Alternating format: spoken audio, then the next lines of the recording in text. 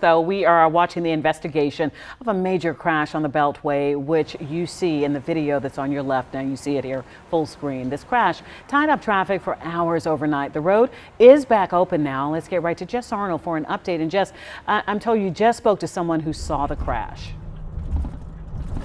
Yeah, I did, and gosh, we're not going to share all the details that he told me because it's just horrific, because he did stop to help along with a few other people to try to, get as many people out of those cars as possible, which, is incredible in and of itself. But let's kind of talk through what happened leading up to that, and then you'll get to hear from that guy who was driving along the Beltway. So looking at some footage from that crash last night, police say their preliminary investigation shows that a white Mercedes SUV was driving southbound in the northbound lanes of Interstate 270 near Rockledge Drive.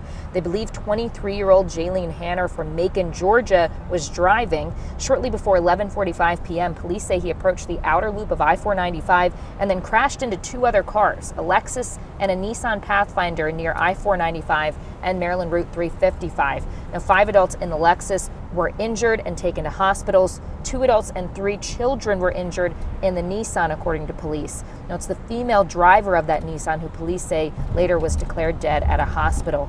Police say the wrong-way driver, allegedly Hanner, drove off after the crash, but police did take him into custody soon after. Now, as we said, just within the last 45 minutes, I spoke with a guy who says he saw that driver before the crash, speeding past him, and then later stopped to help the crash victims. I remember being able to look at the back of it, and it had Georgia tags. And I said to my wife, I said, man, that guy is driving way too fast. When we watched this car just just zigzagging, sharp zigzagging, not even signaling intent. And I said to her, that's an accident waiting to happen.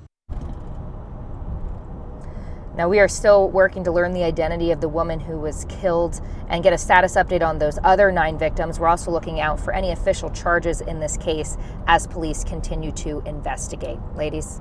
All right, just tragic. Jess Arnold, we appreciate that update. Thank you.